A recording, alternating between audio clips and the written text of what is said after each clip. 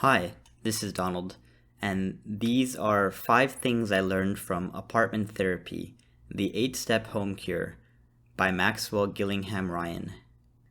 A quick baby review of this book. The book was great and helpful, filled with practical tips and more of the philosophy behind home cleaning as well. I think it's useful for those living in apartments and with their own home, and it has a very easy way of applying its principles. It's well explained. The first thing I learned from this book is energy flow through a home. And this is a Chinese philosophy, I believe, called Feng Shui. Used to be really popular back in the day. Now, the book talks about in particular the flow of energy and movement in people through a home. You want there to be a natural and calm flow through the house.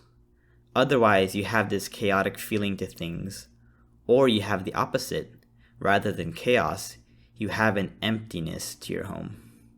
You want the currents to go through your home and people and find peaceful resolutions. Now, this isn't as simple as making it easy to traverse your home.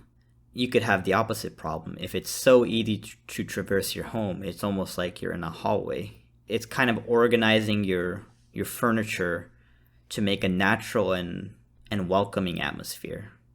Another way to look at this is to sit in your home in a different location and just watch. Your couch might be very comfortable, but what happens if you sit in the corner? Maybe you can see the discomfort and see that this area just doesn't quite, it's kind of a dead spot in your home. And this really changes your perspective of how your home is organized.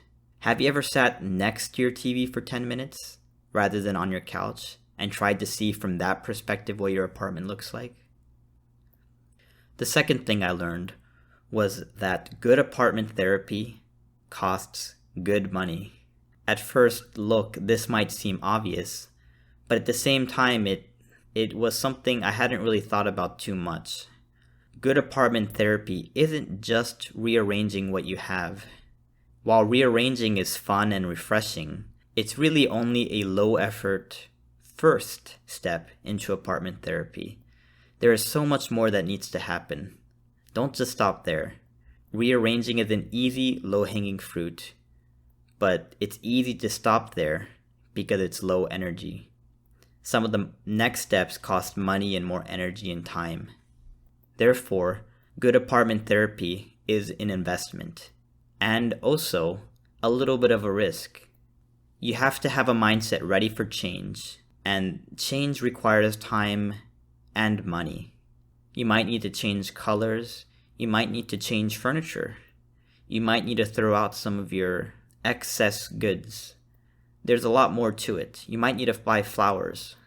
Now, that's not to say there's nothing you could do without money, but a really comprehensive system will require some money. The third thing I learned from this book is that home and mindfulness is linked. Now, I've kind of had a feeling about this for a long time.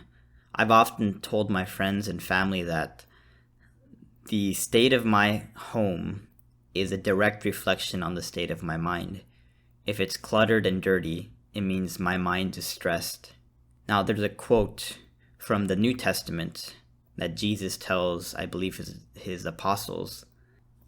In this quote, he's talking about the Pharisees, or the Jewish leaders, who he described as hypocrites. Woe unto you, scribes and Pharisees, hypocrites! For ye are like unto whited sepulchres, which indeed appear beautiful outward, but are within full of dead men's bones, and of all uncleanness. Pretty harsh thing to say, but this has been a very powerful quote that's rested on my mind for, honestly, decades. You can have a beautiful home, well furnished, good colors, everything, but that feels dead inside. Think of a high-powered lawyer who has lots of money and professional designers and a nice apartment, high-rise building, but their apartment feels cold and sterile. Like if you've watched American Psycho, right? Just think of that personality.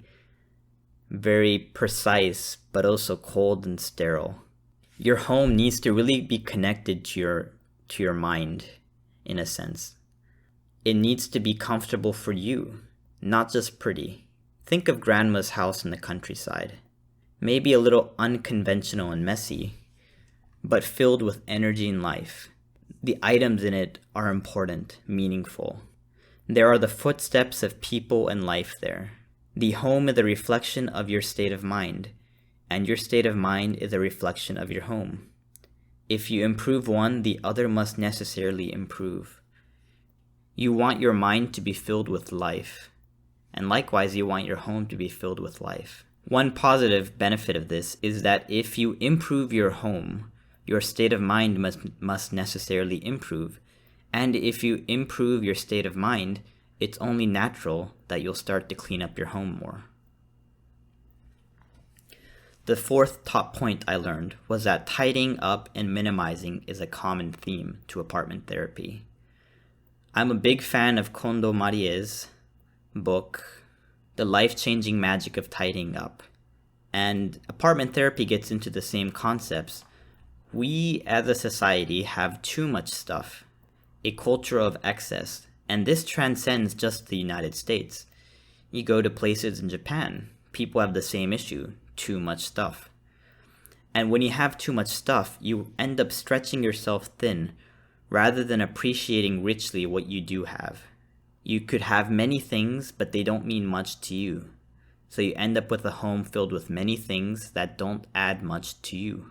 Personally, I've ordered plenty of things in my life, and before it's even shipped to me and I open the box, I've completely forgotten what I've ordered. Clearly not something terribly meaningful to me. When we have too many objects, we put a lot of energy on the objects. And by getting rid of those items and donating them and cleaning up our home like that, we free that mental energy and we liberate ourselves. Too many possessions weigh us down. Now, I think Kondo Marie's book really gets into this topic well, about letting go through getting rid of items. And in apartment therapy, the author has a great example. What is the difference between traveling with 2 big suitcases versus taking just what you need, a small bag and a backpack? Do you see the difference in mindset in traveling for that? The fifth and last point I want to talk about today is apartment therapy is transformative for an individual. Apartment therapy is an individual process and nothing is always the same.